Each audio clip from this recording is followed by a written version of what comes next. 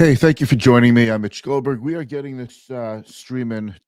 I think this could be like the latest live stream I've ever done, but nonetheless, important points. And I've kind of given up trying to do these at the exact same time every day. Just life's responsibilities get in the way. But you'll see this hopefully in your social media. If you follow me at Client First Strategy on Facebook or on YouTube, and certainly following me personally on LinkedIn is where you'll find these streams. And of course, I'm on Instagram and I post almost every day a snippet from the show the next day where I want to really bring home like an important point of like a 30-second to 60-second clip, like from this show. And we will post that the next day. So keep an eye out for those. And you can follow me on any social media to see those.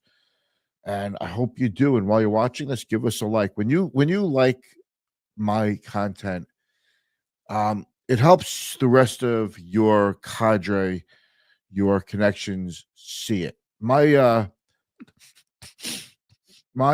content, okay, it's independent. I sometimes consider myself a financial news independent person, and it's all educational. I am giving you value.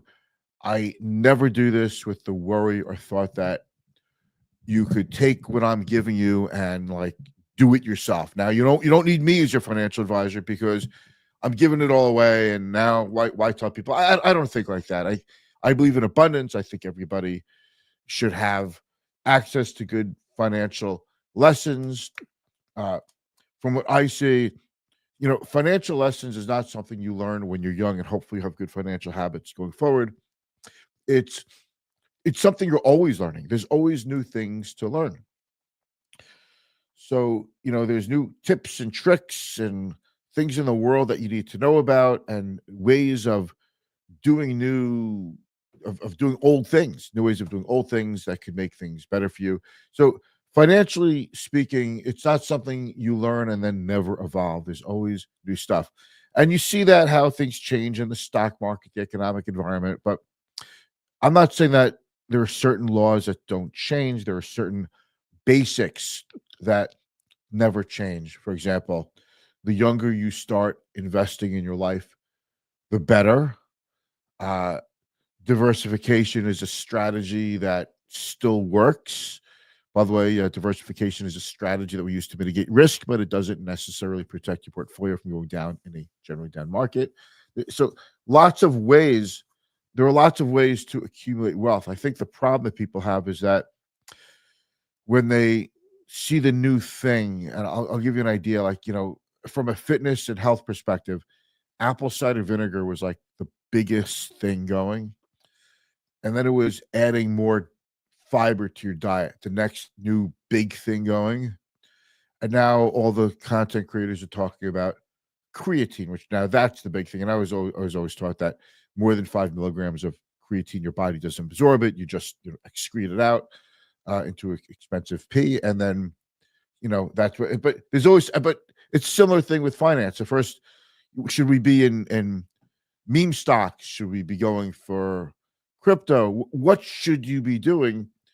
When the fact is, if you're not doing the basics, you shouldn't do any of this stuff. And that's kind of always my approach. It's always like a back to basics approach because the basics the basics is not what you're going to see on, no offense, on CNBC. You're not going to see the basics there. I don't think the basics are going to really get a lot of viewers. I follow all the big YouTubers in finance like me, and I'm just kidding.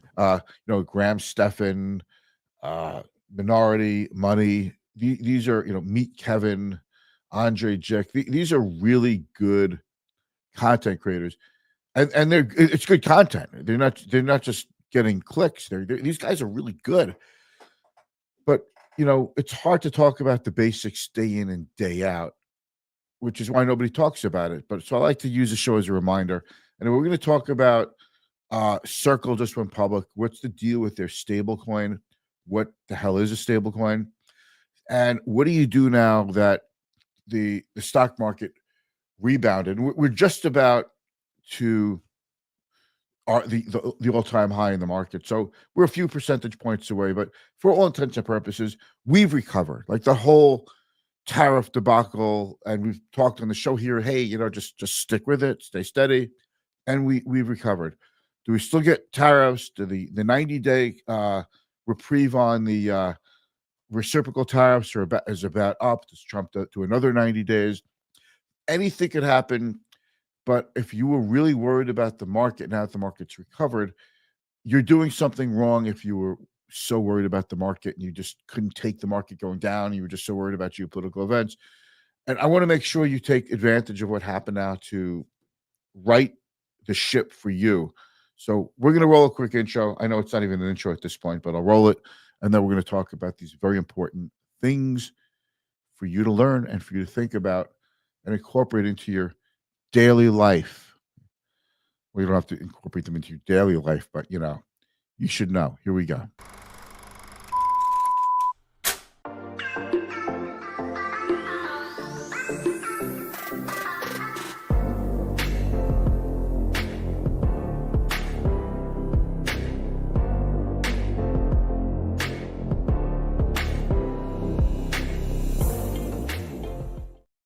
All right, thank you for joining me. My name is Mitch Goldberg.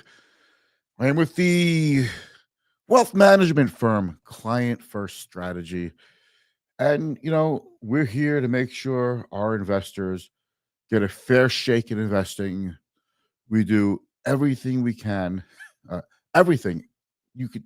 We're always thinking of ways to eliminate conflicts of interest and eliminating and avoiding conflicts of interest. It's not just about sending you a 100-page document in an email. It's about how you live every single day. And we talk about on the show tariffs, political policy as far as it affects investing. But I'm calling balls and strikes. I don't care what uniform the player is wearing, meaning you're wearing a red jersey or a blue jersey. I don't care. I want what's best for my clients. And sometimes I'll say something and someone will say, oh, then you're on the other side. And then I'll say the same thing to another person. They'll say, oh, you're on my side. Or the next time they'll say you're on the other side. And I can't stand that because everything is politicized. When you talk about stocks, it becomes like, a political thing. So if I think Target could be a good stock to own, oh, you can't recommend Target. Where do I think, Hobby Lobby is a good stock? Oh, no, you can't own that. I'm not getting into that. I remember early in my career, I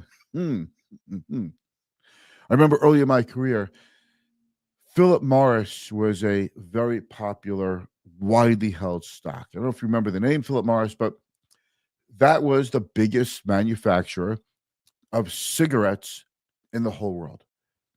And early in my career, it wasn't a big deal, but as you got into the 1990s, it became a big deal. How could you recommend, the maker of Marlboro cigarettes, Philip Morris? And that was my first brush with people saying to me, "I'm offended that you would recommend it." And I don't look at. I look at the numbers, and I want to make people money. And as I've gotten older, I have my, my hills to die on, so to speak. But you're not watching me for that. You want to watch your political commentary on cable TV and get all riled up. You do you. I have clients. These people are near and dear to my heart, and I only want the best for them. I want them to have financial security, a nice retirement, and while they're accumulating their assets, I want to stress this that they have to enjoy the journey because you don't know when the journey is going to end. So, case in point, this is travel season. We're starting to get into travel season. I have two clients who are traveling. One client, dear friend of mine now, and client for like 30 years, just said to him $20,000, and he's like, "Yeah, I've got some things to do," and I'm like, I wish you would take more out and spend it and travel more. And he said to me, you said that to me last year too, and I'm glad I did it. What's he saving the money for? Enjoy it. And the money that he took out is not going to mean a hill of beans to his financial security. And another friend of mine who's a client, they just traveled south of France. The pictures are magnificent on Facebook.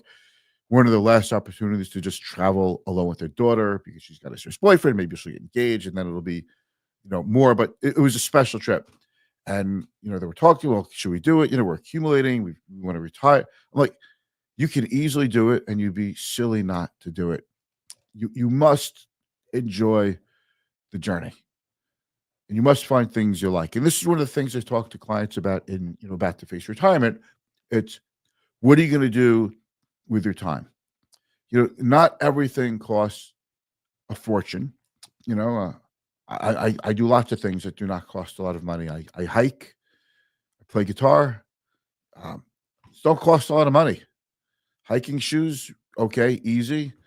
You don't have to spend a fortune on a guitar, but you need to find the things that you like to do.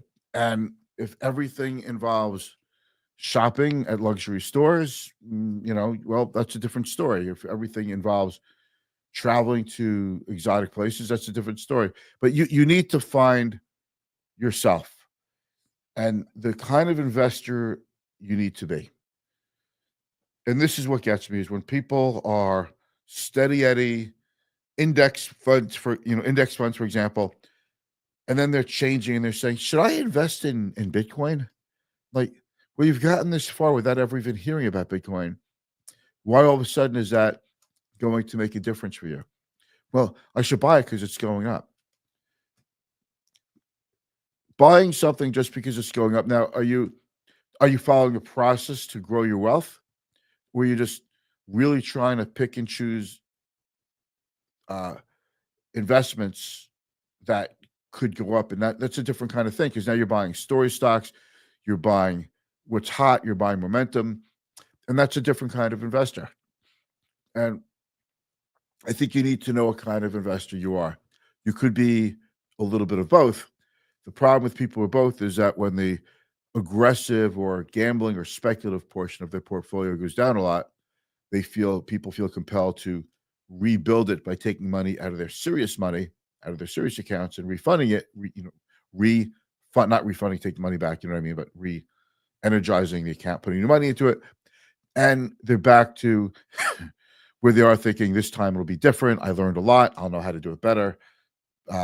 Spoiler alert, no one really gets that down too well. And when I got into the business, it was about story stocks, and you bought stocks that had something unique about a stock to make money, as opposed to just buying good companies and letting them run for the long term. You would buy stocks because there was some kind of story or some kind of takeover or short covering rally or something really compelling to buy the stock now, and you buy it, you'd sell it, and you try to move on to something else. You have to know what you do. And I think when the stock market starts rebounding the way it is, and we've had a very strong rebound from the April lows, I see that coming back, where people are starting to look for different things for stocks to make money now. And I think that's when people get into trouble, when they veer from the kind of investor that they are. So it's just my thought, and you need to know yourself and why you're making a change, why you're going to pivot to a new Pivot! Yeah. Oh, and this one here. Sometimes you got to smell the roses and enjoy your money. I said it before and I'll say it again. Life moves pretty fast. You don't stop and look around once in a while, you could miss it. Wise words, Ferris. Wise words indeed.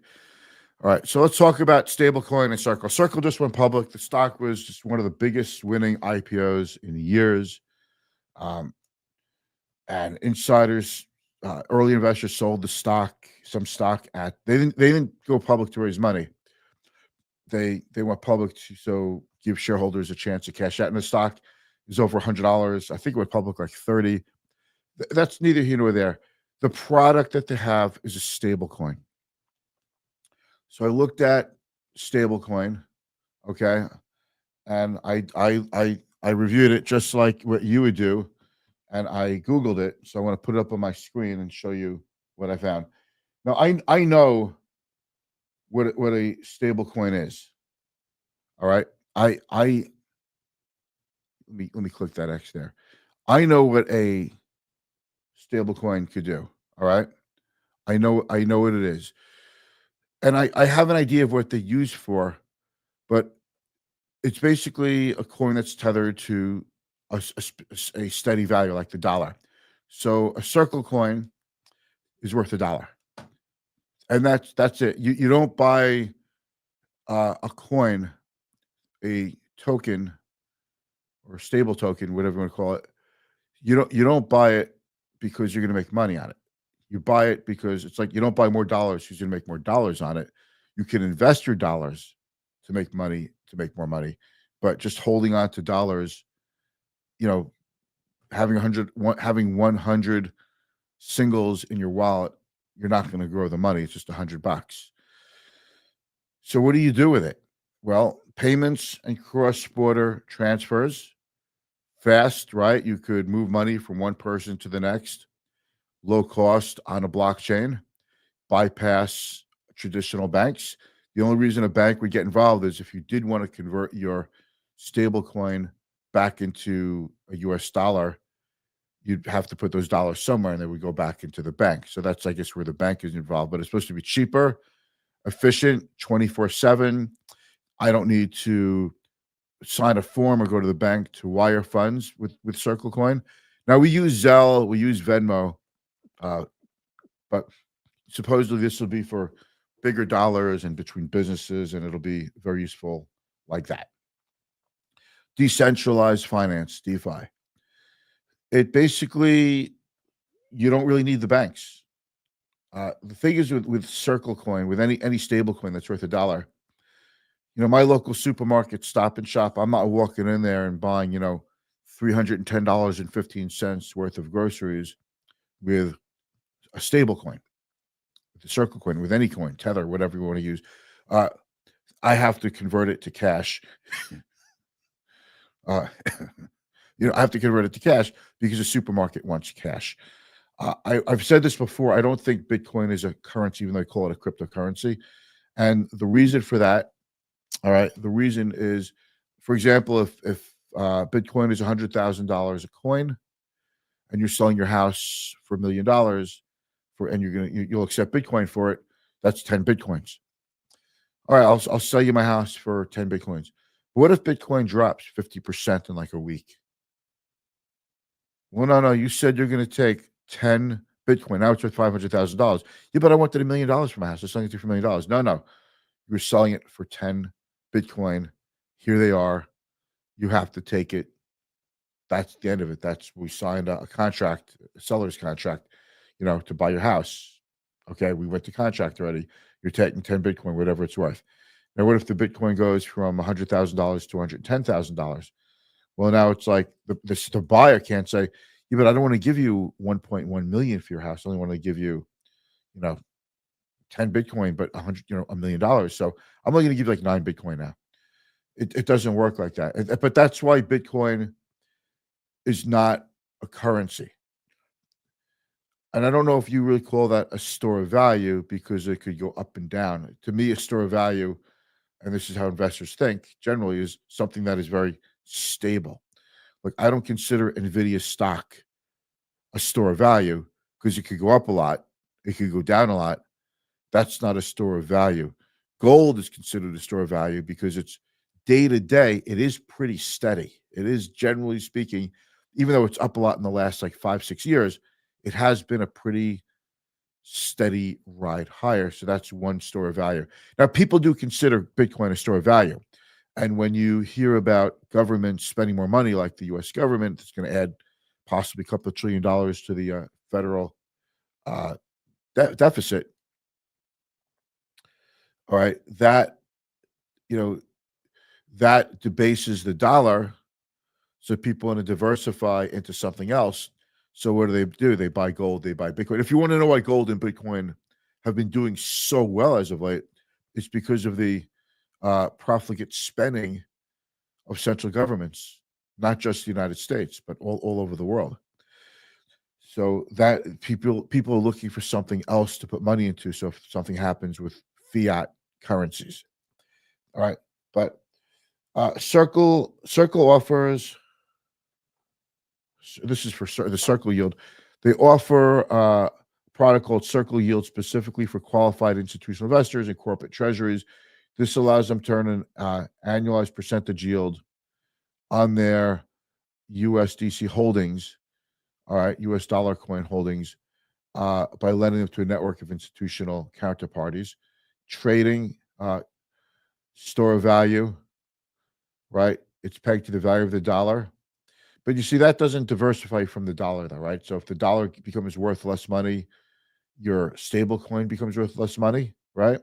So it's not like a risk-free asset. Nothing is risk-free, by the way.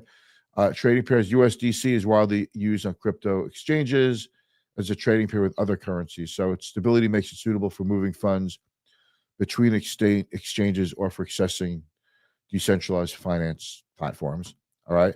And integration with traditional finance, regulatory compliance, connecting fiat and crypto.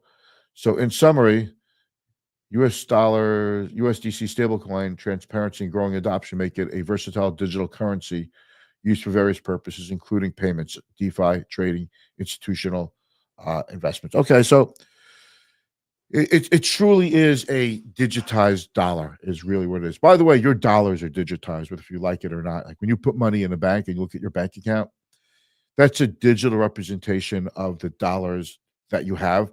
If I Venmo you or Zelle you money, we're moving X's and zeros, or we're moving ones and zeros between each other, and then the banks will later on their back office make it whole. Where Bank of America will move the money to Chase and vice versa, something like that.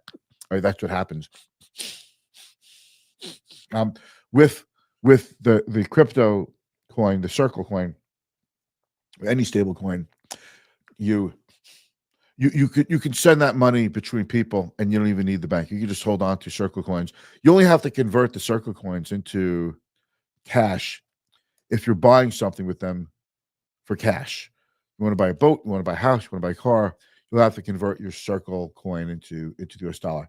Now, something about Tether, which is another popular stable coin, nobody really knows how it's backed. It's very opaque what they do with the money. You give them money, 100 cents in the dollar, you give them 100 pennies for a coin. What do they do with the pennies? Do they invest that money? Do they put it into other crypto? Do they hold like at least 5 or 10% of it in case there's redemptions? Because if everybody that has a Circle coin, for example, at the same exact time converts it to dollars, to actual hard cash, I don't know if Circle could really do it. I know this. If everybody at your local Chase branch, for example, took all of their money out of the branch at once in cash or went to the ATM machine, they couldn't do it. Chase couldn't do it because they typically keep I don't know if it's like 5% cash in the branch or 1% cash in the branch. They when you put money in the bank, savings or checking account, your bank is using those dollars as their own asset to make loans and invest them in securities. So, but supposedly USDC, the Circle's stablecoin, that has a much better regulatory framework and it's considered, uh, a safer place for a stablecoin. So that's what that's about. All right, we're going to learn more about it. um, just like Apple Pay, is widely adopted now, and just like Venmo and Zelle are widely adopted now.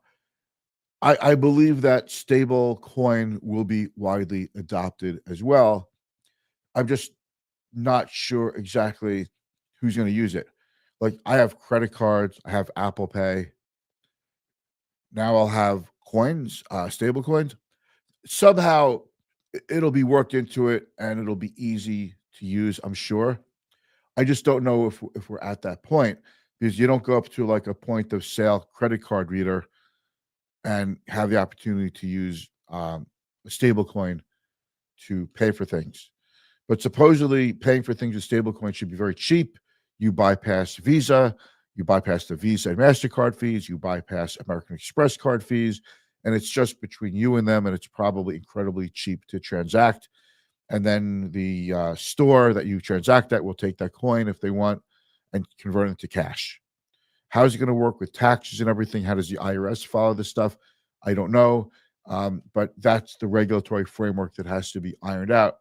And I'm sure it will be ironed out. I'm pretty positive that this is such an innovation that more people are going to want it. How does Circle actually make money? They do make some fees, and the money that they invest when you buy a coin for, you buy $1,000 of Circle coin, you're giving $1,000 to Circle. They're investing that money and they're making maybe 2 or 3% of that money, and they're keeping it. They keep that money and they probably pay you nothing, as we just read. For institutional investors, they do have Circle coin yield accounts where maybe you can make a little bit of interest on it. But someone like you and me, we're not making interest on our coin. It really is like holding onto cash. You're not making much in a checking account, but you could make more in a savings account. So we have to figure out how this somehow figures into someone's financial plan, and if it's worth even doing, or is it really just for quick transactions and they move everything back into dollars to put it in the bank. Taxes, regulatory, all those things. The market's rebounded a lot. A lot of people are worried about the market and tariffs. I think what's happening with the stock market, the economy, is there's been so much front loading and such a furious amount of advanced purchases to get ahead of tariffs that the economy looks like it's doing pretty good.